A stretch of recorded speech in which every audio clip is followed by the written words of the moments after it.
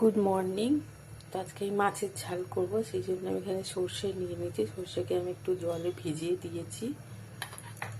আর এখানটা একটু লঙ্কা গুঁড়ো, হলুদ গুঁড়ো রয়েছে।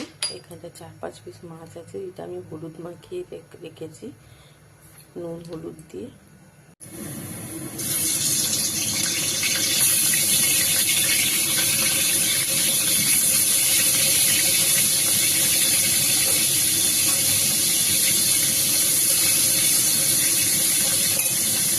এখানটা আমার সব মাছ ভাজা হয়ে গেছে, তুলে নিয়েছি।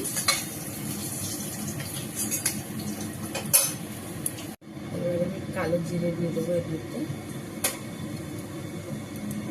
একটা আলু আমি দিয়েছিলাম, ভেজে নিয়েছিলাম, সরষে দিয়ে দেবো।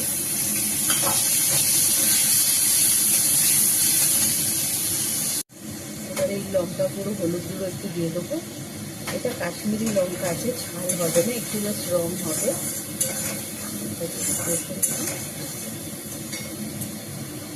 স্বাদ মতো নুন দিয়ে দেবো।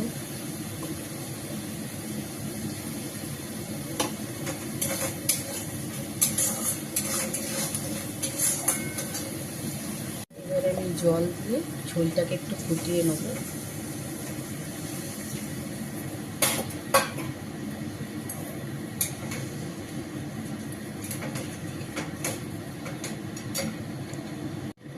এখানটা ঝোল ফুটে গেছে, এবার আমি এক এক করে সব মাছ দিয়ে দেবো।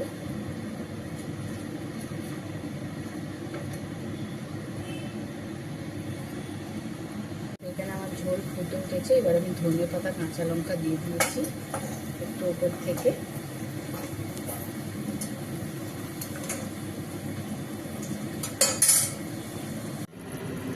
এই রেসিপিটা কেমন লাগলো আমাকে লাইক কমেন্ট করে জানিও। ভালো লাগলে কমেন্ট করো, শেয়ার করো।